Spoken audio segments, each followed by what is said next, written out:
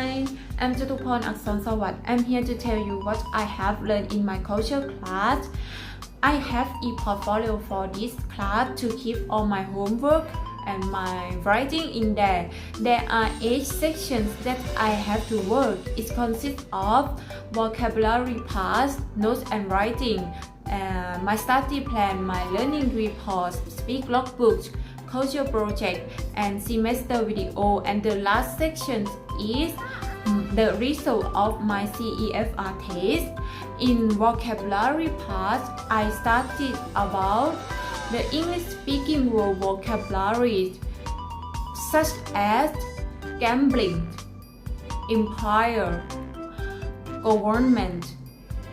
The vocabulary is all about the colonized things, just like that. And in notes and writing, it is an interesting part that I would like to present because I write all my new knowledge in there. It is about the English speaking world. Let me show you some of the countries that use English as their first language. Let's go.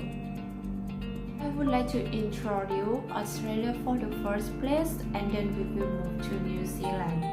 Australia is a beautiful country. They have so many beaches and they also have mountain, rainforest and modern city. The land is covered by deserts called outbacks.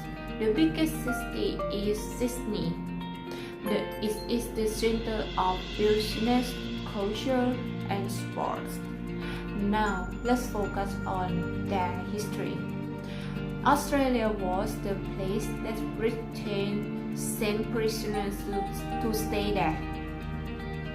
They sent prisoners by ship, but the first prisoner ship, most of them died because they have no idea how long from England to Australia. Then they don't have enough food to survive and then they die. That is history of there. And Australia was controlled by Britain for so many years. So that's why at that place they speak English as their first language. Now we are in New Zealand. New Zealand is a quiet place. There are so many high snowy mountains, green farmlands and beaches. The biggest city is Auckland on the North Island. Wellington is a small land for arts and nightlife. Farming is a main measure of the economy there, especially sheep farming and growing grapes and making wine. Hey, this topic will be Southern Africa. I would like to tell you about their country, history, and their problems.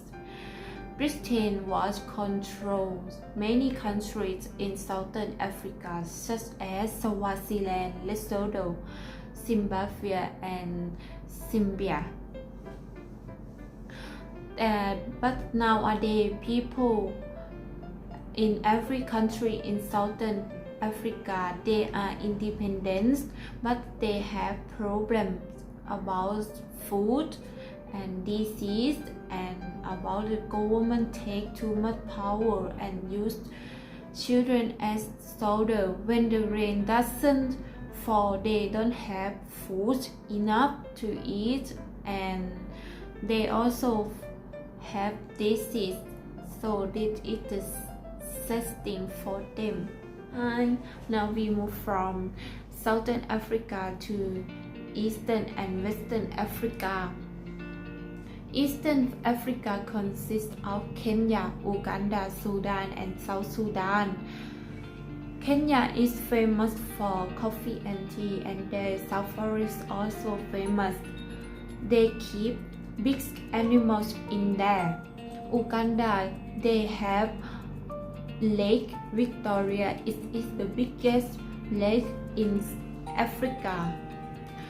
Sudan and South Sudan, they rich in oil, and Sudan has gone through war with other countries and civil wars. Nigeria, they are rich in oil, and the main religions are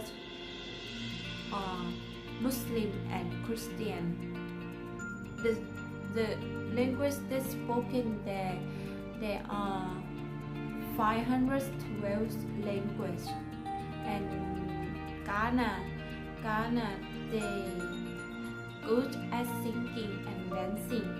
They have their traditional clothes called kente.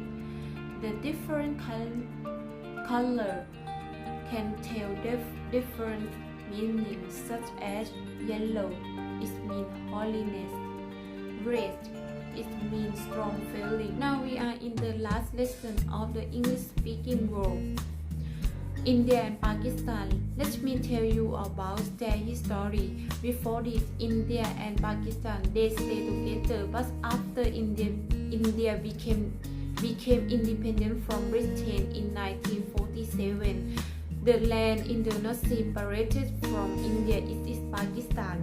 Pakistan, most of people there are Muslim, but India is the land of the variety. People follow different languages and follow different religions. And when we talk about India, we cannot skip the word Bollywood. What is the Bollywood? Let me tell you. Bollywood films are made in Mumbai in Hindu language. But in the past, Mumbai was called Bombay. So the word Bollywood is a mix of the words Bombay and Hollywood. Yes, and became the word Bollywood as we know nowadays.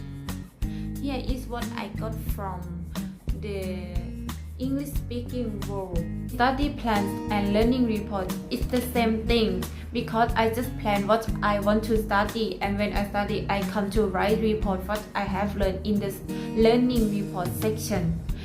There were 12 weeks that I studied by myself. I choose to study about vocabulary that can use in daily life and grammar in Oxford practice, and the last part is reading for the real world. And in speak logbook, I have to study by myself too to get ready for CEFR test.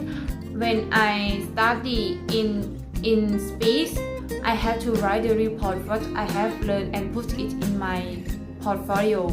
In cultural project part, it is about my presentation. I choose to introduce Canada and talk about their culture and their history. In semester video part, it is about this video. I have to put this video in this section, and the last section is the result of my CEFR test, and here is what I have learned in my culture class. Thank you.